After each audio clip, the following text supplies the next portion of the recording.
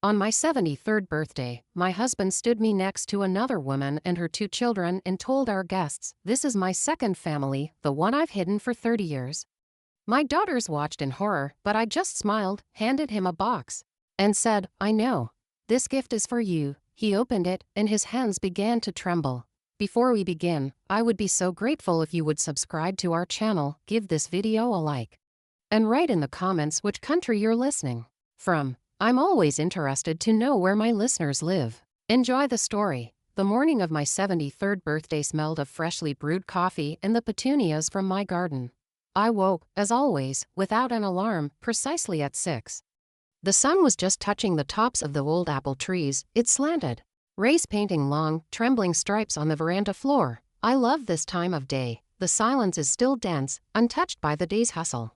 In such moments, it seems you can hear the grass grow. I sat at the table that Nicholas had built some 40 years ago and looked out at my garden, every bush, every flower bed, every path, all of it was designed and nurtured by me. This house, this estate, was my unfinished concert hall. Once, long ago, in another life, I was a young, promising architect. I had a dream project before me, a new concert hall in Boston. I was chosen, given full funding. I remember the smell of the thick drawing paper, the squeak of the pencil lead as it brought the lines of a future miracle of glass and concrete to life. And then Nicholas appeared with his first brilliant business idea.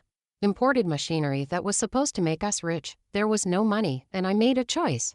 I cashed out the inheritance that was meant for my dream, for my future, and gave it all to him. The business went bankrupt within a year, leaving only debts, and I was left here.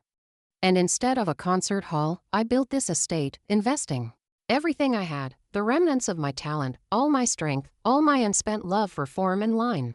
This house became my quiet masterpiece, which no one but me considered a masterpiece. "Sophia, have you seen my blue shirt, the good one?" My husband's voice pulled me from my memories. Nicholas stood in the doorway, already dressed in trousers, frowning, focused on himself.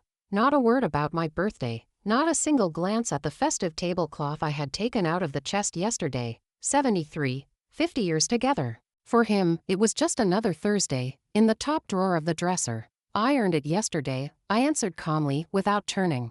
I knew he wouldn't notice the new tablecloth, nor the vase of peonies I had cut at dawn. He had stopped noticing such things 30 years ago. I was part of the interior for him, comfortable, reliable, familiar. Like this chair, like this table, a foundation. He loved that word. "You are my foundation, Sophia," he would sometimes say after his third glass of brandy. He had no idea how right he was. The phone rang. Our eldest daughter, Irene. "Mom, hi. Happy birthday, of course. Listen, we're stuck in dead traffic, on our way to the house. It's just awful. Can you start setting the table, okay, so that when we arrive, nothing is ready? And make sure Dad doesn't drink too much before we get there, you know him." She spoke quickly, irritably, as if my birthday were another annoying obligation in her busy schedule.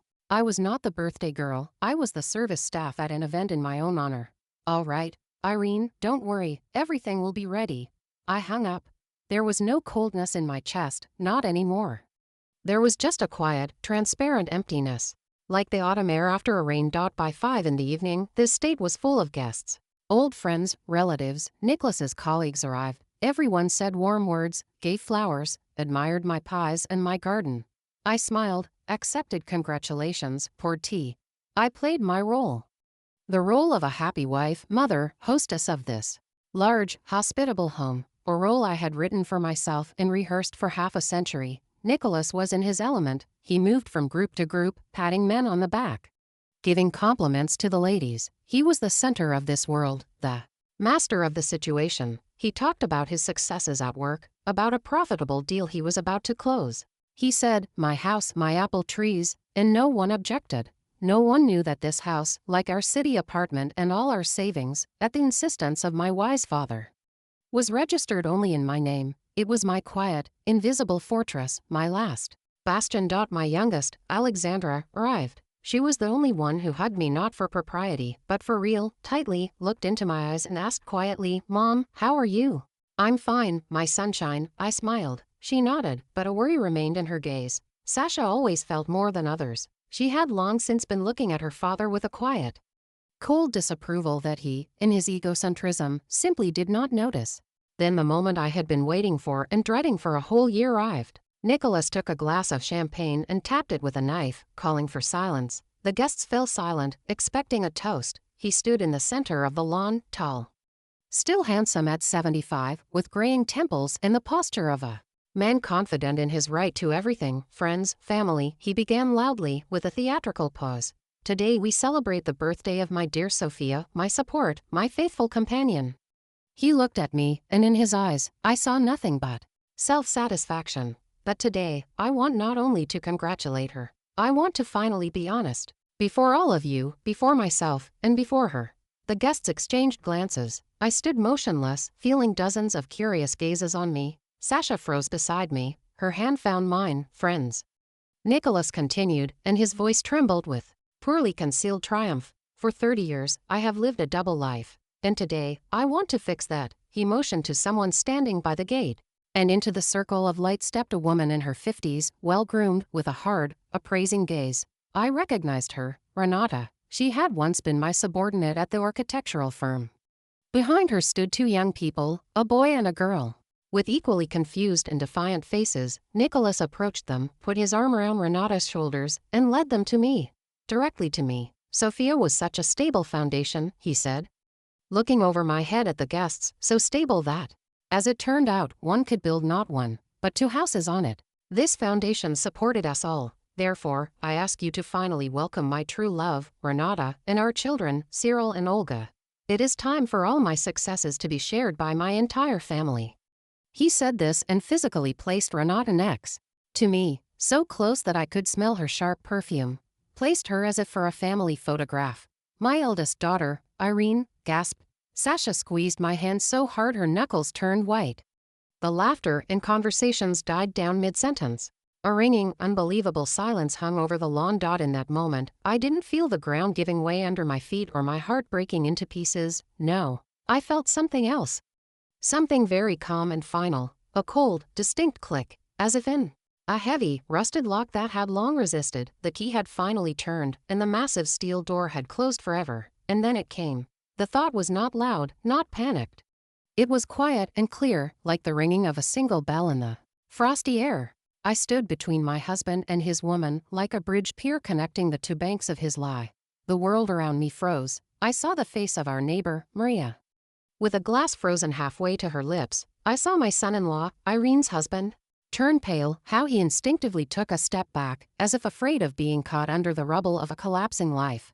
The silence was so thick you could almost touch it. It pressed on my ears, drowning out the sounds of summer, the chirping of crickets, the rustle of leaves. I slowly turned my head and smiled. Not bitterly, not vengefully. I smiled that polite, slightly detached smile with which a hostess greets late arriving guests. I surveyed their stunned faces, lingering for a split second on each, letting them know that I saw them, that I was here, that I was fully conscious.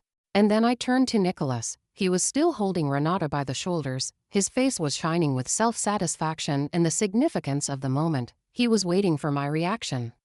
Waiting for tears, hysterics, a scandal. He was prepared to be a magnanimous victor, calming the losing side. I stepped to a small garden table where my gift for him lay. A single box, tied with a dark blue silk ribbon.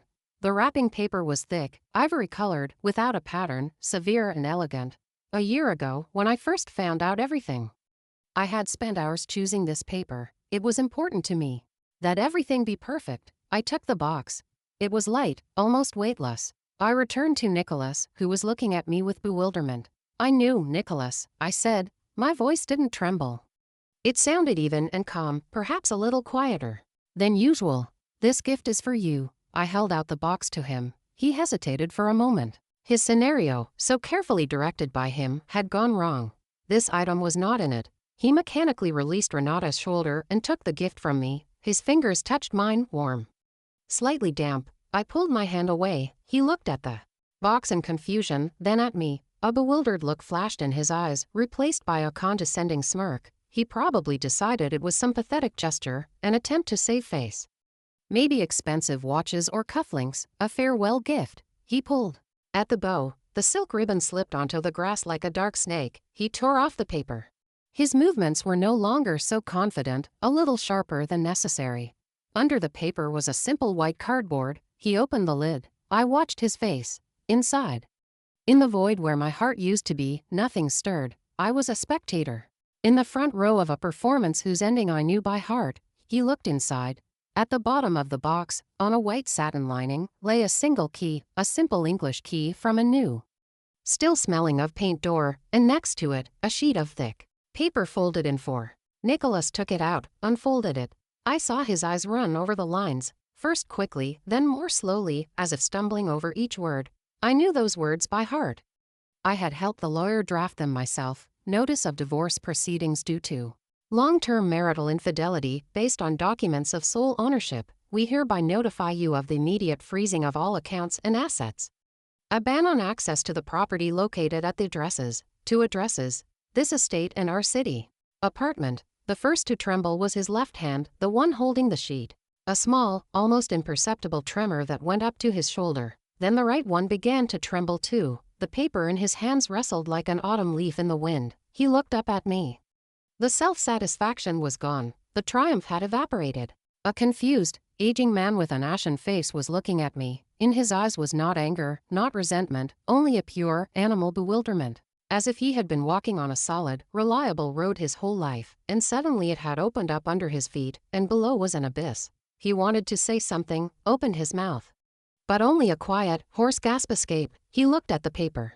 Again, then at the key, then back at me. He was looking for an answer in my face, a hint, a sign that this was some cruel, absurd joke. But my face was a mask, calm, impenetrable. For 50 years, I had been learning to hide my true feelings. For 50 years, I had been building this facade, this foundation, as he liked to say. And today, this facade held. Behind it, there was nothing, no pain, no love, no pity, only a cold, ringing freedom. Renata, standing next to him, understood. Nothing. She looked with alarm at Nicholas's changed face. Nicholas, what is it? What is that? She whispered, trying to peek at the document. He didn't answer. He just stood there, looking at me, and his world, so cozy, so reliable, built on my life, on my money, on my silence, was collapsing in real time, before the eyes of all his friends and relatives. But the real twist, the one that would break him completely, was not in the paper, it was in the key. That key, Nicholas, I said, my voice cutting through the silence, is for the safe deposit box where I've placed all the evidence.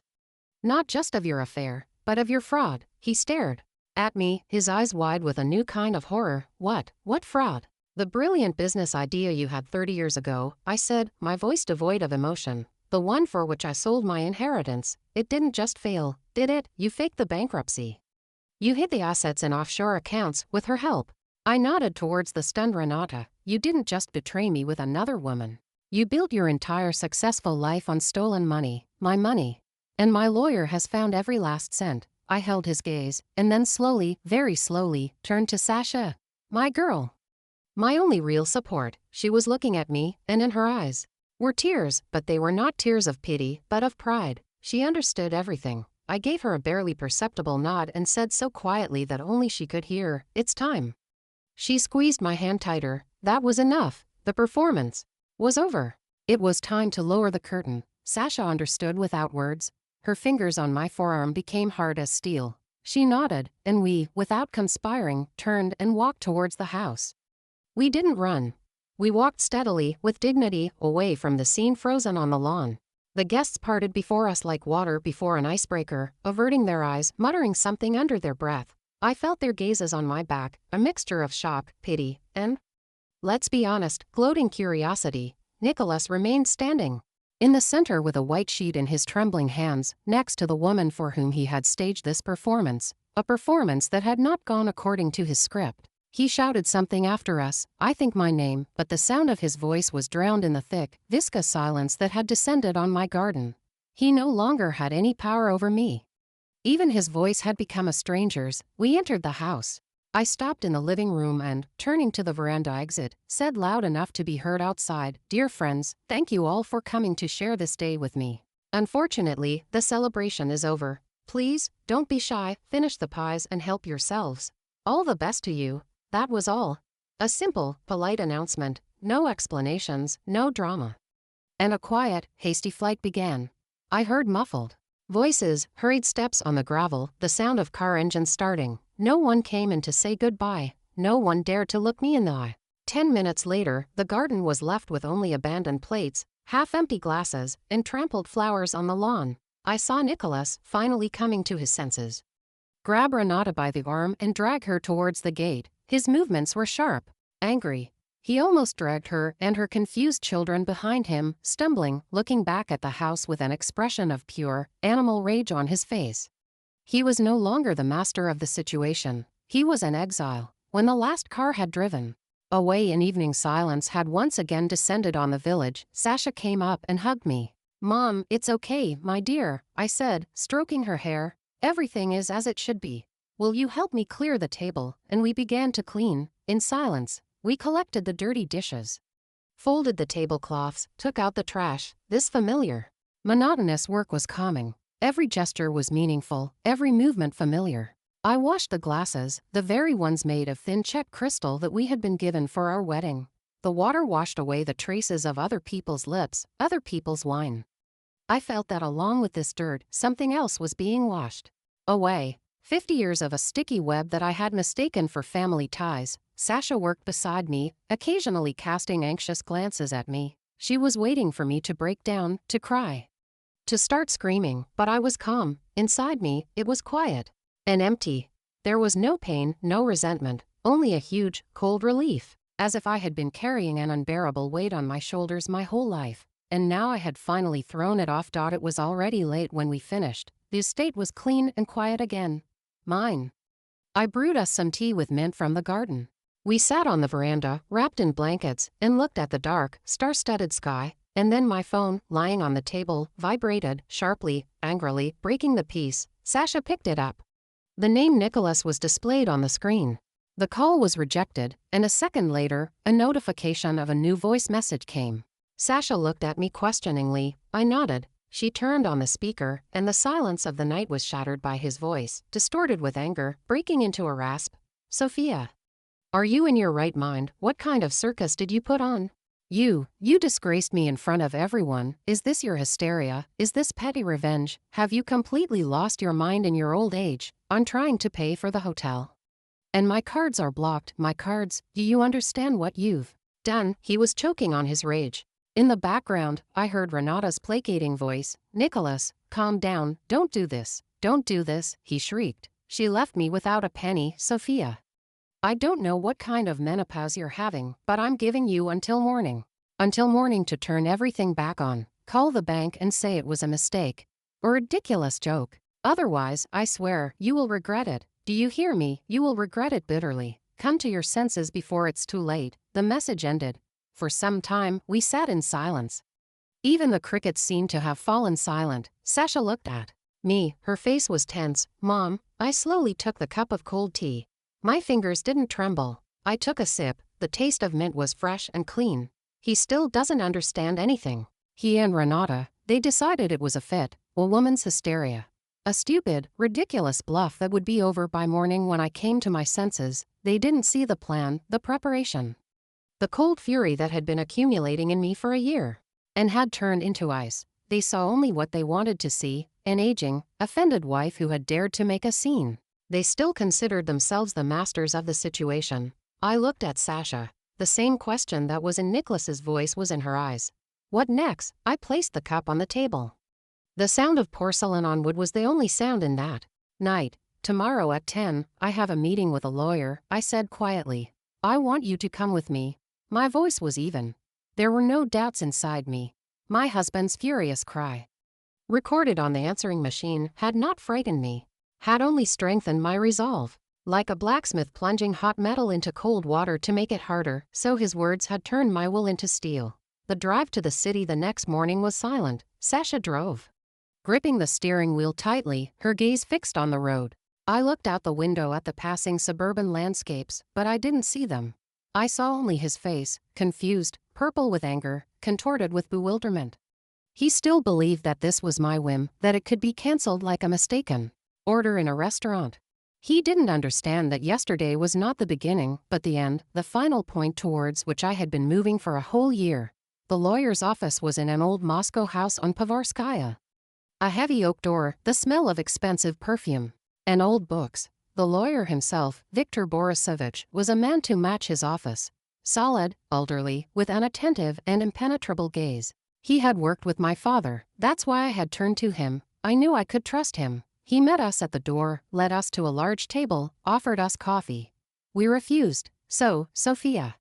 He began when we sat down. He spoke evenly, businesslike. As we agreed, all the initial notifications have been sent, the accounts and assets have been frozen. The process has been launched. Has Nicholas or his representatives contacted you? There was a voice message. I answered calmly. Threats and accusations of hysteria. Viktor Borisovich nodded, as if he had expected exactly that. That's predictable. He hasn't yet realized the full seriousness of the situation. He's still playing his usual game, where he is the master of the situation. But that will soon change. He paused, folded his hands on the table. His gaze became harder. Sophia, we have launched the standard procedures, but there is something else. When you came to me, out of old habit and out of respect for your father's memory, I felt it necessary to conduct an additional, deeper check, just as a precaution. I had to understand what we were dealing with, and my fears, unfortunately, were justified. Even more than, he pulled out a thin folder from his desk drawer. He placed it in front of me. There were no inscriptions on the folder. I have to inform you of something extremely unpleasant. It's not just about his infidelity. It's about a premeditated act. A planned action directed personally against you, Sasha. Tensed, her hand resting on mine. I didn't move. I just looked at the folder. What is it? I asked. Viktor Borisovich opened the folder and pushed a few sheets towards me. This is a copy of a petition filed by your husband 2 months ago with the district psychiatric clinic. An official petition for a compulsory medical examination of your legal capacity. Time stopped. I heard Sasha gasp beside me, and I just stared at the document, an official form, typewritten text, and at the bottom, Nicholas's sprawling, so familiar signature. This is the first legal step, the lawyer's impassive voice continued. Coming as if from afar, that is necessary to have a person declared incompetent and to obtain guardianship over them, and, accordingly, the full right to dispose of all their property. I took the top sheet in my hands. It was a list of so-called symptoms that my husband had allegedly observed. I began to read. Often loses personal belongings, cannot remember where she put her glasses, keys, documents, which indicates a progressive loss of short-term memory. I remembered how a week ago I was looking for my reading glasses and then found them on my own head. Sasha and I had laughed about it. Shows disorientation in daily life, confuses basic products. Salt and sugar, which can be dangerous for herself and others. Once, lost in thought, I had indeed poured salt into the sugar bowl. I noticed it a minute later and corrected it. Nicholas had even joked then, "You're working too hard, mother." It turns out he wasn't joking. He was collecting. Signs of social isolation and apathy are observed, refuses to meet with friends, sits in the garden alone for long periods, talks to plants, which may indicate a detachment from reality. My garden, my only refuge, my quiet hours among the peonies and roses when I could breathe. He had turned that too into a symptom of illness. A weapon against me. I read on.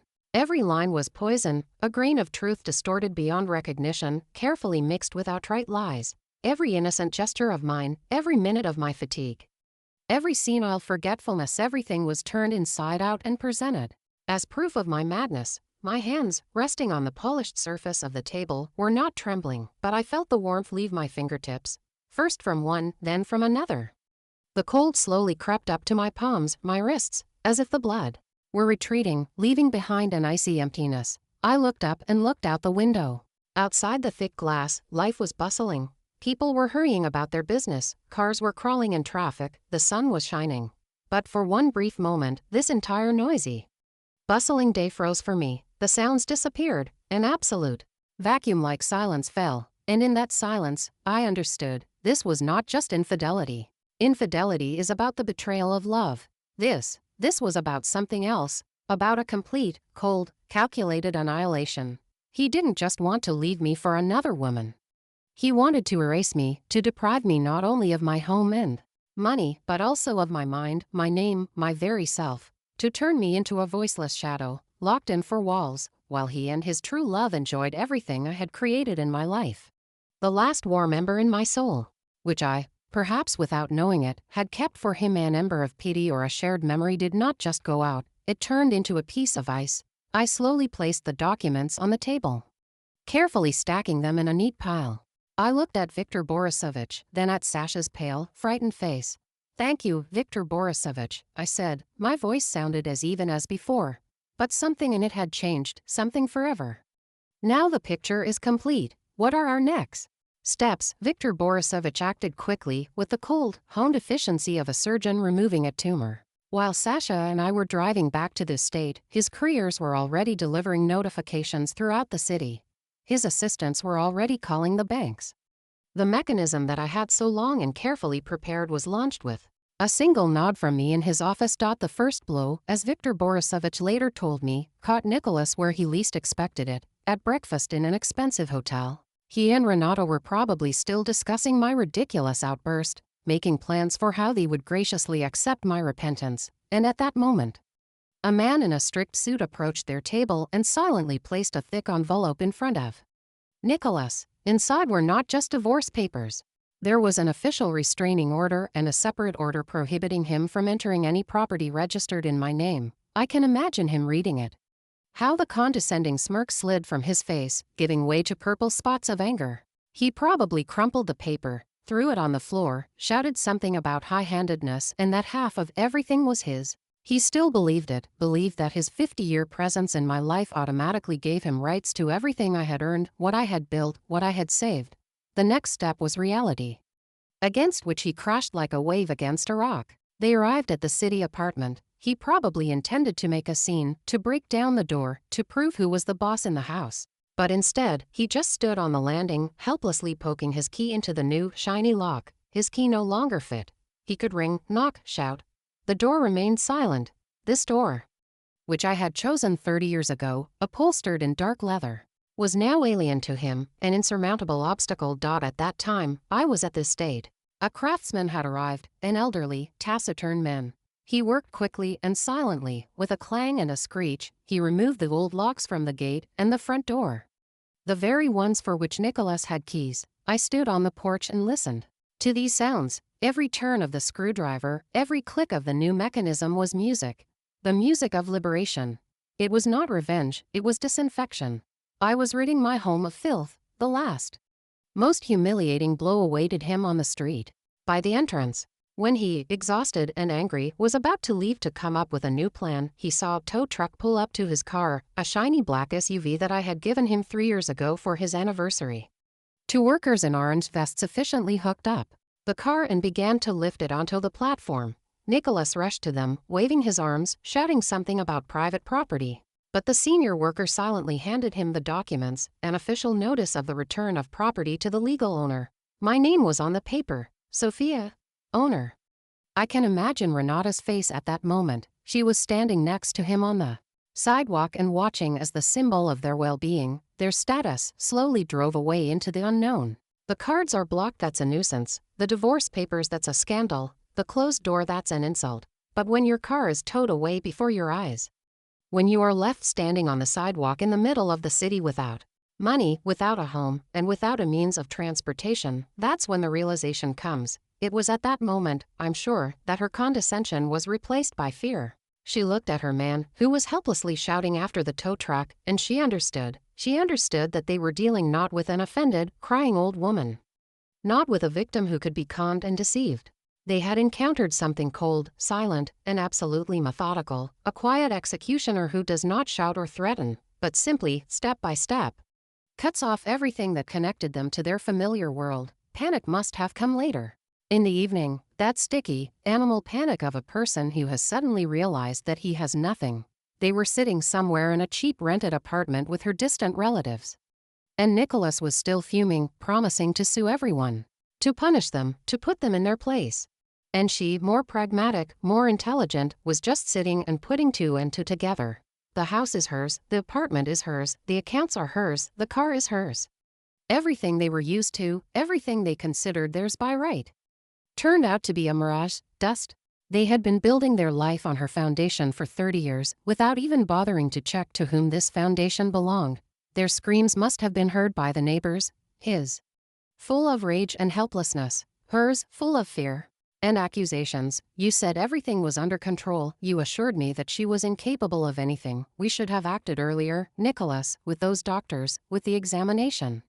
They realized that they had lost not yesterday, on my birthday. They had lost 2 months ago when he put his signature on that petition. He himself had given me the weapon. He himself had shown me that it was not about love or resentment, it was about survival, and I accepted the rules of this war. A phone call from Sasha late in the evening confirmed my thoughts. Her older sister, Irene, had called her, in tears. In hysterics. Dad called, she sobbed into the phone. He was shouting that Mom had gone mad, that you were manipulating her, that she had thrown him out on the street, left him with nothing. Sasha, what's going on? We have to do something. He's our father, Sasha answered her coldly and evenly. And where were you, Irene, when he stood his mistress next to Mom on her own birthday? Where were you when he humiliated her in front of all the guests? Irene mumbled something incoherent about we should have talked. You can't do that. She, like her father, did not see the depth. She only saw a violation of the usual order of things. I took the phone from Sasha. Irene, I said calmly, don't worry. Your father will be fine. He's just learning to live independently, for the first time in 50 years. I hung up without waiting for an answer. That night, I slept soundly, as I hadn't slept in many years. I knew this wasn't the end, that their panic would soon move to a new stage, to desperation. And a desperate person is capable of anything. I knew they would come, they would try to break through the defenses, they would stage one last, dirtiest battle, and I was ready for it. I was ready, but I didn't sit under siege. The life I was reclaiming for myself was not meant to be lived in fear behind locked doors. On the third day after the visit to the lawyer, I decided I needed to go to the small shop near the station. I needed fresh bread and milk. Sasha offered to go herself, but I gently refused. This was my town, my life, and I was not going to hide anymore. The day was warm, smelling of dust and blooming linden. I walked slowly, enjoying the simple things, the sun on my face, the weight of a light bag in my hand, the feeling of solid ground under my feet. I bought everything I needed, a loaf of white bread, a carton of kefir, some cottage cheese, nothing special. Just food, just life. They were waiting for me at the exit, a car old and battered. Not theirs, probably borrowed from some acquaintance. Screeched to a halt right at the curb. Nicholas almost fell out of it. Behind him, more slowly, but with the same predatory determination, came Renata. They looked bad. Nicholas was wearing the same blue shirt I had ironed for him on my birthday, but now it was wrinkled, the color grimy. There were dark circles under his eyes. Renata was without her usual flawless hairstyle. Her face was pale and angry. Gloss was gone. All that was left was fatigue and poorly concealed panic. They stood in front of me, blocking my way. Sophia, Nicholas began. His voice was a mixture of anger and pleading. We need to talk. You can't do this. Can't. I silently looked at him. I was holding a bag of groceries. I felt no fear. Only a slight curiosity, like an entomologist examining a captured insect. You've cut off everything. Everything. How am I supposed to live? What am I supposed to? You threw me out like a dog. After 50 years of our life, do you even understand what you're doing? He was waving his arms, trying to attract the attention of passers-by. A few people turned around, but seeing an ordinary family quarrel, they quickly lost interest. I continued to be silent. I let him talk. I knew that behind this stream of anger was only fear. He always did that. When he was scared, he started shouting. Seeing that his rage was having no effect on me, he changed tactics. His shoulders slumped, his voice became quieter. Pathetic, pleading notes appeared in it. Sophia, remember everything? Remember how we were young, how we built this house, how we raised our daughters. Does all that mean nothing? Can you just cross it all out in one day? This is our shared life, our history. I made a mistake. Okay, I admit it. But is it worth destroying everything to the ground? Think about the children. About the grandchildren. What will we tell them? He was trying to look me in the eye, looking for at least a spark of the old Sophia, the one who always forgave, the one who always understood. The one who always sacrificed herself for his comfort. But he was looking into a void. That Sophia was no longer there. He himself had killed her 2 months ago when he was writing out the false words about my madness. Next to him stood Renata. She realized that his pleas were not working and decided to join the game. She stepped forward. Her gaze was hard and prickly. Sophia, she began, trying to speak with dignity, but her voice held poorly concealed hatred. You can think whatever you want about me. You can hate Nicholas. But have you thought about my children? What have they done wrong? My son just graduated from university. He needs something to live on. My daughter was going to get married. You are depriving them of their future. Whatever your opinion of us, they are his children. They have a right to his support. You are taking everything not only from him, you are taking it from them too. Do you have a heart? She was trying to appeal to pity, to a sense of guilt. It was their last trump card. They thought that I, like any normal woman, would not be able to remain indifferent to the fate of innocent children.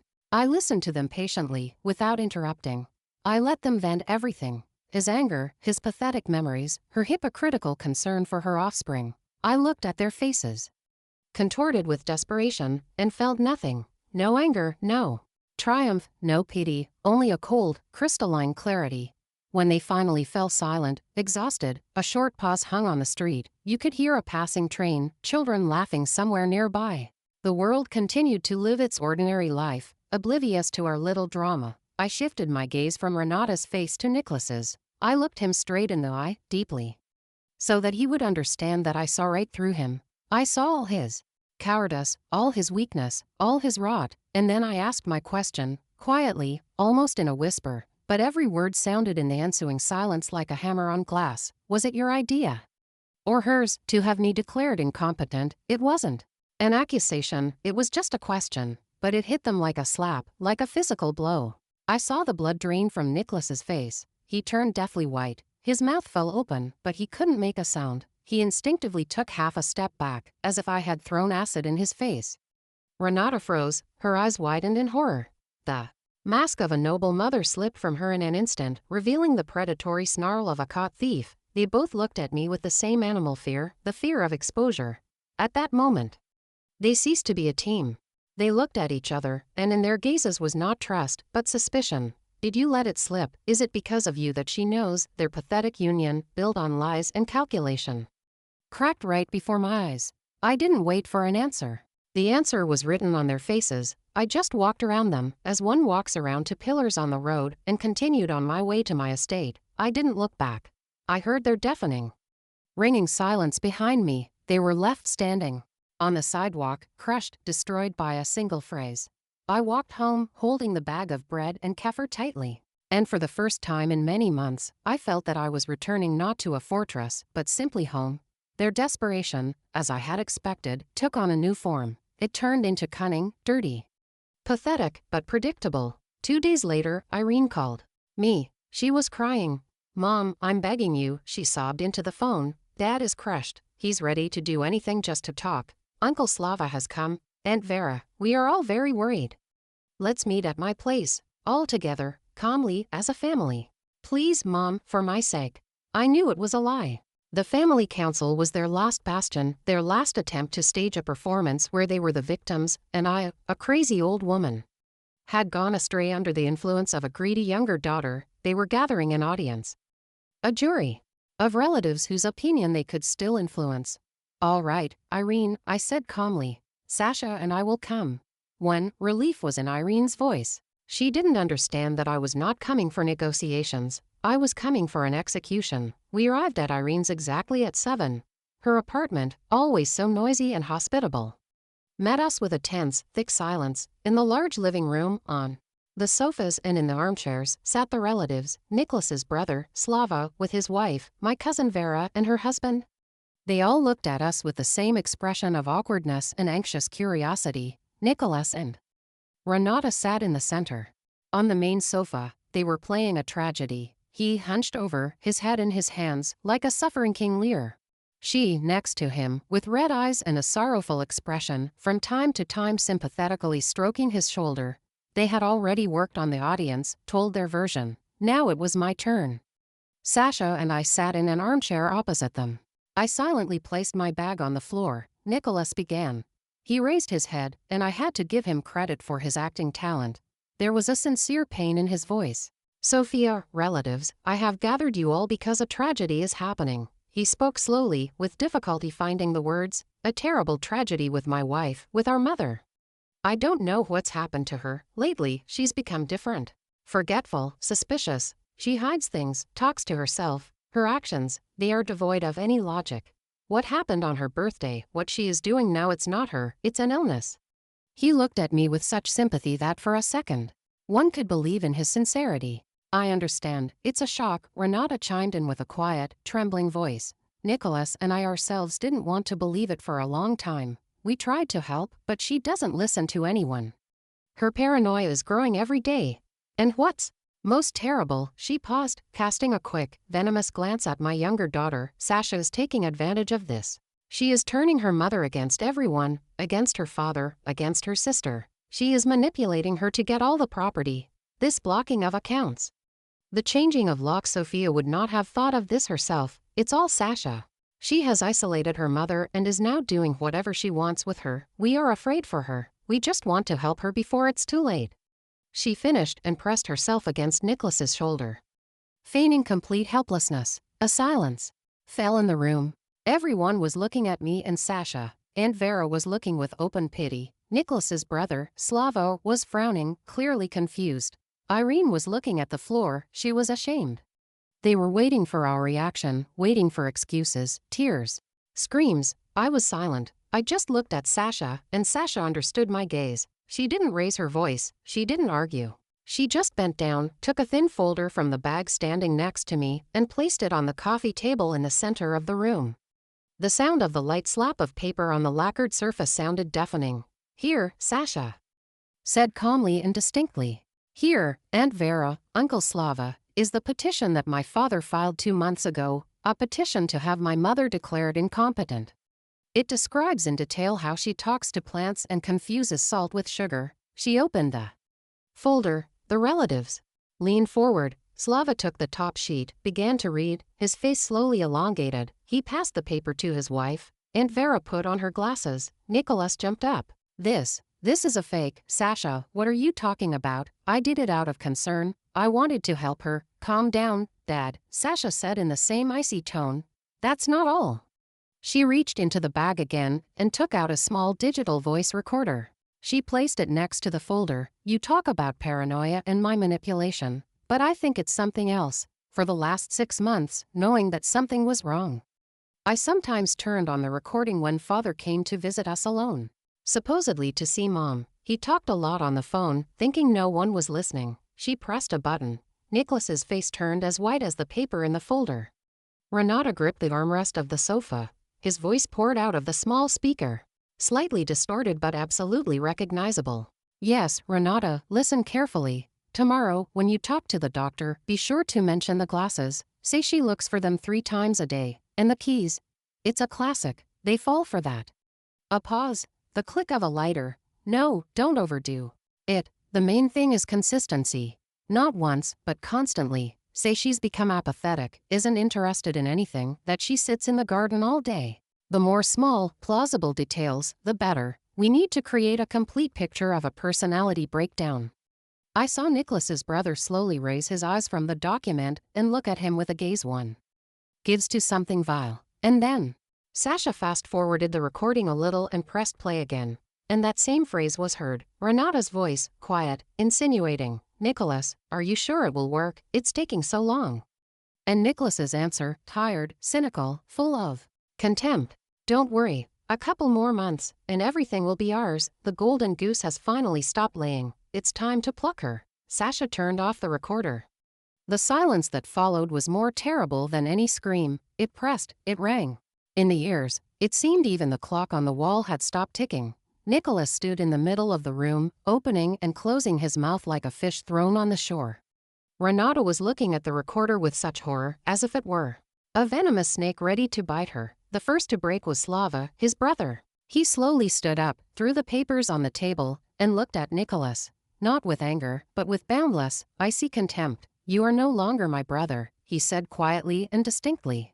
He took his wife by the arm, and they, without looking at anyone else, walked towards the exit. Aunt Vera took off her glasses, her hands trembling. She looked at me, and in her eyes were tears of shame. "Forgive me, Sophia," she whispered, and also went to the door. Their social world had not just cracked, it had evaporated, turned to ash in a single second. Crushed by the weight of a short audio recording, they were left alone in the middle of The room, in the middle of the ruins of their lives. Irene was sitting in the corner and crying silently, her face in her hands. Sasha and I also stood up. I took my bag. We didn't say a word. Just turned and walked towards the exit, leaving them alone with their shame. We walked out of Irene's building into the cool evening air. The door clicked quietly behind us, cutting off the past. We didn't look back. We silently walked to Sasha's car, got in, and she, without a word, started the engine. We drove through the lights of the night city, and there was silence in the car, but it was not the tense silence that had reigned in her sister's apartment. It was the silence of relief, as if after a long, exhausting illness, the fever had finally broken, and all that was left was weakness and purity. There were no more calls. Neither from Nicholas nor from Irene. No one else tried to reason with us or save us. Their world, built on lies, had collapsed, and we were no longer a part of it. 6 months passed. My new apartment is on the 17th floor. The windows face west. And every evening I watch the sun set behind the spires of the old skyscrapers, painting the sky in incredible colors, from pale pink to fiery crimson. There is no heavy old furniture here, holding the memory of other people's tears and resentments, only light walls, light shelves with books, and a lot of air. I sold this estate quickly and without regret. The buyer, a young IT specialist with a family, was delighted with the garden. He said the house had a good soul. I smiled and thought that he was right. The house really did have a good soul. It was just tired of serving as a foundation and wanted to learn to fly. Selling this estate was not a loss. It was a liberation. I had let go of my beautiful but too heavy masterpiece to start life with. A clean slate. Now my days belong only to me. On Wednesdays, I go to a pottery workshop. I like the feeling of cool, pliable clay in my hands. I don't try to create something perfect. I just let the shape be born on its own. The wheel spins, the clay obeys my fingers, and from a formless lump, a cup or a vase emerges, or just some whimsical figurine. There is something healing in this process. You take dust earth and create something new from it, something whole. Recently, I was at the Symphony Hall, listening to Rachmaninoff's Second Concerto. I sat in a velvet armchair in the semi-darkness of the hall. And when the first powerful chords of the piano poured out, I closed my eyes. I once dreamed of building such halls, of designing a space where the miracle of music is born. That life didn't happen, but now, listening to this brilliant music, I felt no bitterness of loss. I felt gratitude, because I was finally sitting in this hall, not as an architect, not as someone's wife or mother. I was just a listener, a part of this miracle. And that was enough, more than enough. Sasha and I see each other often. She drops by after work. We drink green tea with jasmine and talk not about the past, but about the books we've read, the movies we've seen, a funny incident that happened to her on the subway. Her face is no longer clouded with anxiety for me. She is calm. She sees that I am okay. One day, she brought me a small gardenia sapling in a pot. So that you have your own little garden here too, she said. Now it stands on my windowsill, and its white porcelain flowers fill the room with a delicate, sweet aroma. Sometimes, very rarely, snippets of rumors about that other life reach me. That Nicholas is living somewhere in the suburbs, in a rented cottage, that Renata has left him, taking the children, that he is trying to borrow from old acquaintances, but no one gives him anything. I listen to this without gloating, without interest. With the same detached feeling with which one reads in the newspaper about events in a distant, foreign country. These people no longer have anything to do with me. They are characters in a book I have read, which I have closed and put on the farthest shelf. Revenge is too strong a feeling. It burns from the inside, and I don't want to burn anymore. I just want to live. This morning, I woke up, as always, early. The sun was just rising, and its rays filled my room with a golden light. I made myself coffee, went out onto the balcony, and watched the city wake up. Down below, the first cars were making noise. Tiny figures of people were hurrying somewhere. Each with their own life, with their own story. For 50 years, I was a foundation, reliable, strong, unnoticed. Others built their lives on me. Their walls, their roofs stood on me. I took upon myself all the weight, all the blows, all the bad weather. I thought that was my purpose, but I was wrong. A foundation is only a part of a building, and I am a whole building, with my own floors, with my own windows facing the sun, with my own roof over my head. A building that I have finally begun to build for myself. I took a sip of hot, fragrant coffee. The air smelled of freshness and a new day. There were no plans ahead, no obligations, no duty. There was only silence ahead, and in that silence, I finally heard myself. At 73, my life was just beginning. Thank you for being with me until the very end. If this story touched you, please give it a like and write in the comments which moment you remember the most. Subscribe to the channel so you don't miss new stories. Be healthy and live truly.